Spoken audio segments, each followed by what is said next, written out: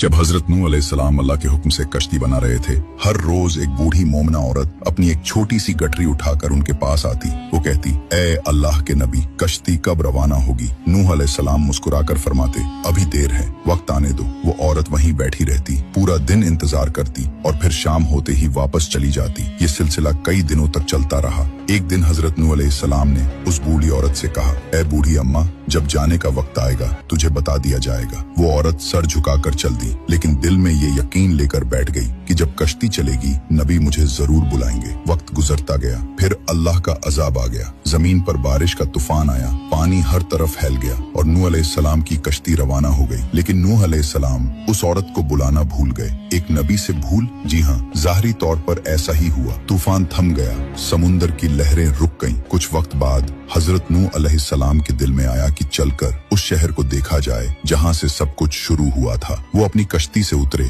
और शहर की तरफ चले। जब शहर पहुँचे तो देखा हर तरफ वीरानी थी, तबाही थी, मगर एक कोने में एक झोपड़ी से रोशनी आ रही थी। एक दिया जल रहा था। नूह अलैहिस्सलाम हैरान हुए, इतना बड़ा तूफान आया, सब कुछ डूब गया, लेकिन ये दिया कैसे जल रहा है? उन्होंने जोर से अल्लाहू अकबर की तकबीर लगाई। झोपड़ी का पर्दा उठा। वही बूढ़ी औरत गठरी उठाए बाहर आई और बड़ी मासूमियत से बोली, या नबी अल्लाह, क्या कश्ती अब तैयार है? चलें। नूह अलैहिस्सलाम की आंखें हैरत से फैल गईं। उन्होंने कहा, ए बूढ़ी अम्मा, तुझे कुछ भी पता नहीं चला? बूढ़ी औरत ने सादा दिली से जवाब दिया, क्या नहीं पता चला या नबी अल्लाह? नूह अलैहिस्सलाम बोले, इतना बड़ा तूफान आया, दुनिया डूब गई, बारिशें बरसी, लोगों पर अजाब आ गया और तुझे कुछ खबर नहीं? वो औरत बड़ी सादगी से बोली, या नबी अल्लाह, एक दिन बादल कुछ गरजे थे और हल्की सी फुहार पड़ी थी बस। नूह अलैहिस्सलाम ने आसमान की तरफ देखा और कहा, ए मेरे रब, ये क्या माजरा है? तब अल्लाह ताला ने हजरत नूह अलैहिस्सलाम पर वही नाजिल फरमाई,